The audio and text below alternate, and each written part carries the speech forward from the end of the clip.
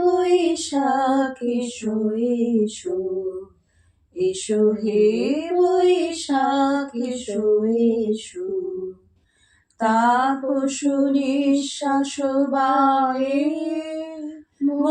মৌসুরি দাও উড়ায়ে, বাঁশরি আবর্জনা দূর হয়ে যাক যাক যাক, এসো এসো, এসো হে বৈশাখ এসো এসো।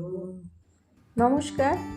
আজ নববর্ষের আমার সকল বন্ধুদের জন্য রইল অসংখ্য অসংখ্য শুভেচ্ছা, শুভকামনা ও ভালোবাসা। আজ আমি আপনাদের একটি স্পেশাল রেসিপি নিয়ে চলে এসেছি। আমি এনেছি আজকে এঁচোড়ের কোপ্তা। এর জন্যে দেখুন আমি এঁচোড়টাকে একটা এঁচোড় একটু বড় সাইজে টুকরো করে কেটে নিয়েছি। প্রেসার কুকারের মধ্যে দিয়ে দিলাম পরিমাণ মতো জল, দিয়ে দেব অল্প হলুদ, আর দেব লবণ। লবণটা অবশ্যই দেবেন, তাতে এঁচোড়ের মধ্যে লবণটা ঢুকে যাবে। আর দিচ্ছি 2 কলা সর্ষের তেল। এই সব কিছু দিয়ে এবার আমি প্রেসারের মুখটা আটকে নেব, নিয়ে আমি বাঁশি দিয়ে সেদ্ধ করে নেব। ভালো করে সেদ্ধ করতে হবে। দেখুন সেদ্ধ করে নিয়েছি। এবার হাতের সাহায্যে আমি এটা পেস্ট করে নেব। ম্যাশারের সাহায্যেও যদি আপনারা পেস্ট করতে পারেন তাহলেও ভালো হয়। ভালো করে পেস্ট করতে হবে যেন দানা না থাকে। এবার গ্যাসে একটি কড়াই বসিয়ে আমি দিয়ে দিচ্ছি এখানে মুগ ডাল। মুগ ডালটাকে আমি লাল করে ভেজে নেব। বাদামি রং হয়ে আসা পর্যন্ত আমি নেড়ে যাব এইভাবে। দেখুন ভাজা হয়ে এসেছে, অনেকটাই লাল হয়ে আসছে। এই পর্যায়ে আমি মুগ ডালটা এবার মিক্সিতে শুকনো গুঁড়ো করে নেব। এবার আমি কড়াই বসিয়ে দিয়ে দিচ্ছি একটা শুকনো লঙ্কা, 1 চামচ গোটা জিরে, আর 1 চামচ গোটা ধনে। এই মশলাটাকেও আমি ভালো করে ভেজে নিয়ে এটাও আমি মিক্সিতে পেস্ট করে নেব। এবার দেখুন এঁচোড়টা আমার সম্পূর্ণ মাখা হয়ে গেছে। প্রথমে আমি মুগ ডালের গুঁড়োটা ওর মধ্যে দিয়ে দিলাম। মুগ ডালের যে ভাজা গুঁড়োটা করেছি সেটা দিয়ে দিলাম। দিয়ে দিচ্ছি ধনে জিরের ভাজা মশলাটা, দিয়ে দেব কাঁচা লঙ্কা কুচি, হলুদ, আর দেব এখানে এবার পরিমাণ মতো লবণ।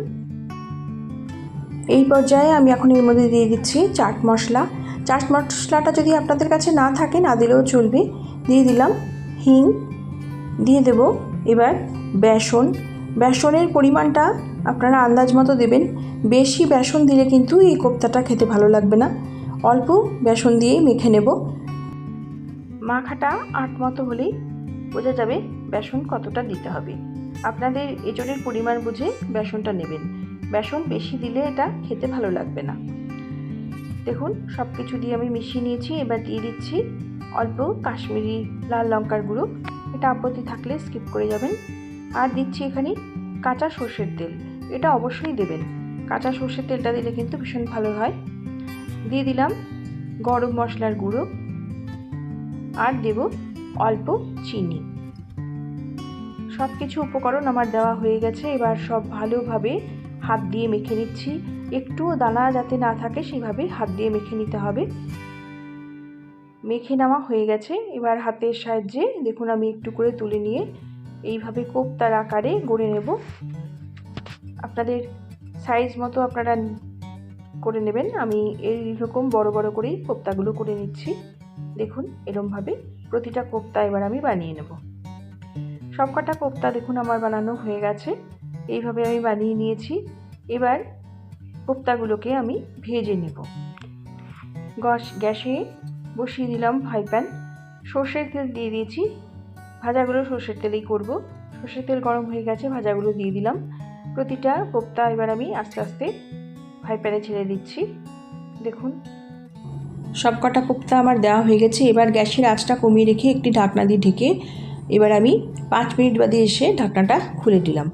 দেখুন ভাজার এক দিকটা কিন্তু সম্পূর্ণ হয়ে গেছে। আমি আর একটা সাইড এবার উল্টে দিচ্ছি।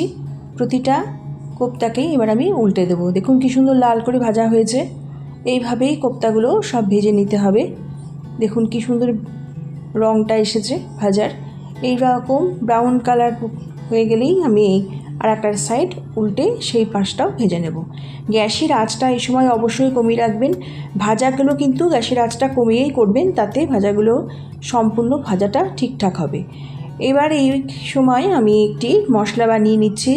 দেখুন আমি এখানে দিয়েছি আদা, টমেটো আর কাঁচা লঙ্কা। দুটো টমেটো কুচি করে কেটে নিয়েছি, 2 ইঞ্চ মতো আদা আর কাঁচা লঙ্কা মিক্সিতে পেস্ট করে নেব।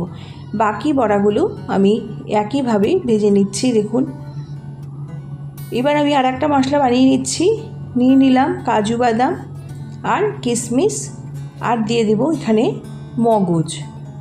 আমি এখানে বড় চামচে 2 চামচ মগজ নিয়েছি। এটা মধ্যে এবার দিয়ে দিলাম টক দই। সব কিছু উপকরণ এবার আমি মিক্সিতে পেস্ট করে নেব। দেখুন ভাজাগুলো কিন্তু আমার সম্পূর্ণ তৈরি হয়ে গেছে। দ্বিতীয় স্টেপের ভাজাটাও আমি সম্পূর্ণ তৈরি করে এবার তুলে নিলাম। এবার গ্যাসে কড়াই বসিয়ে দিয়ে দিয়েছি সর্ষের তেল, একটা তেজপাতা, কটা শুকনো লঙ্কা, আর দেব সামান্য গরম মশলা আস্ত। দিলাম 3টে এলাচ, 2টো লবঙ্গ আর দারচিনি। এলাচের মুখটা ছাড়িয়ে দিয়েছি। ফোড়নটা ভাজা গন্ধ বেরিয়ে গেলেই আমি দিয়ে দিলাম এর মধ্যে এবার বেটে রাখা আদা, কাঁচা লঙ্কা, টমেটো। সমস্ত মশলাটা ভালো করে কষিয়ে নিয়েছি। এই পর্যায়ে আমি একটি মশলা আগে থেকে গুলে রেখেছি, 1 চামচ জিরের গুঁড়ো, 1 চামচ ধনের গুঁড়ো আর হলুদ। সবটা আমি গুলে রেখে দিয়েছিলাম আগে থেকে। সেই মশলাটা এবার আমি দিয়ে দিলাম। এইভাবে গুলে মশলা দিলে কিন্তু খুব টেস্ট হয়, বাটা মশলার মতোই স্বাদ হয়। এবার মশলাটাকে খুব ভালোভাবে কষিয়ে নেব, যতক্ষণ পর্যন্ত না তেল ছেড়ে আসে ততক্ষণ পর্যন্ত আমি মশলাটাকে ভালোভাবে কষে নেব। এইভাবে বেশ কিছুক্ষণ সময় ধরে কষে নিলাম। দেখুন অনেকটাই তেল ছেড়ে এসেছে। এই পর্যায়ে আমি এখন দিয়ে দেব যে কাজু বাদাম, মগজ আর দইটা আমি বেটে রেখেছিলাম সেটা দিয়ে দিলাম। মিক্সি ধুয়ে সেই জলটাও আমি এখন এর মধ্যে দিয়ে দিলাম। এবার মশলাটাকে আবার আমি কষে নেব। যেহেতু কাজু বাদাম আর দই আছে সেই জন্যে লেগে যেতে পারে, গ্যাসের আঁচটা কমিয়ে রেখে সমানে নাড়ব। আর আমি এর মধ্যে দিয়ে দেবো অল্প একটু জলটা দিয়ে দেবো। এই জলটা দিয়েই আমি মশলাটা কষবো, নাহলে দই আছে যেহেতু দইটা কেটে যেতে পারে।